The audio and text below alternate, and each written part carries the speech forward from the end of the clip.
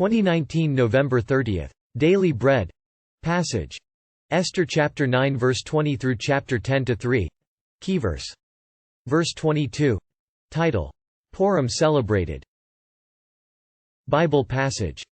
Mordecai recorded these events, and he sent letters to all the Jews throughout the provinces of King Xerxes, near and far, to have them celebrate annually the 14th and 15th days of the month of Adar, as the time when the Jews got relief from their enemies, and as the month when their sorrow was turned into joy and their mourning into a day of celebration. He wrote them to observe the days as days of feasting and joy and giving presents of food to one another and gifts to the poor. So the Jews agreed to continue the celebration they had begun, doing what Mordecai had written to them. For Haman son of Hammedatha, the Agagite, the enemy of all the Jews, had plotted against the Jews to destroy them and had cast the pur, that is, the lot, for their ruin and destruction. But when the plot came to the king's attention, he issued written orders that the evil scheme Haman had devised against the Jews should come back onto his own head, and that he and his sons should be impaled on poles. Therefore these days were called Purim, from the word pur, because of everything written in this letter and because of what they had seen and what had happened to them.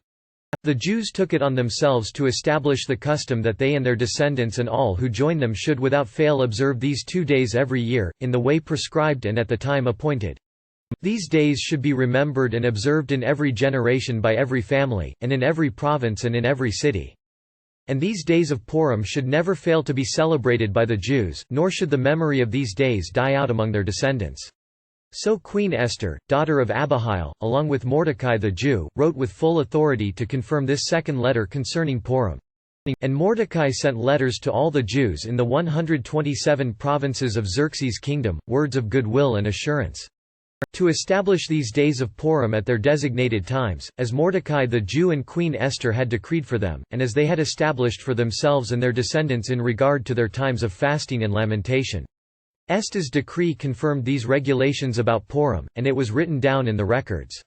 King Xerxes imposed tribute throughout the empire, to its distant shores. And all his acts of power and might, together with a full account of the greatness of Mordecai, whom the king had promoted, are they not written in the book of the annals of the kings of Media and Persia? Mordecai the Jew was second in rank to King Xerxes, preeminent among the Jews, and held in high esteem by his many fellow Jews, because he worked for the good of his people and spoke up for the welfare of all the Jews. Daily Bread Message. 1. The celebration of Purim established. God gave victory to the Jews over the enemies throughout the kingdom.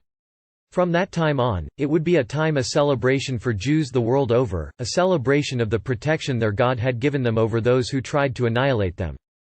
After the king's edict was carried out for a second day, Mordecai sent letters throughout the kingdom asking Jews to celebrate with feasting and joy. Thus the Feast of Purim was established. It is still celebrated by the Jews to this day. We should always remember with joy what God has done for us. 2. Mordecai's greatness. The annals of the kings of Media and Persia tell not only of the power of King Xerxes, but also of the greatness of Mordecai, King Xerxes' right-hand man. Mordecai helped Xerxes to rule the kingdom, and he was held in very high honor by his people all over the world, for Mordecai always remembered his people the Jews and always worked for their good and spoke out for their welfare. Prayer. Lord, help us to always remember and celebrate all that you have done for us. One word. Remember and celebrate God's grace.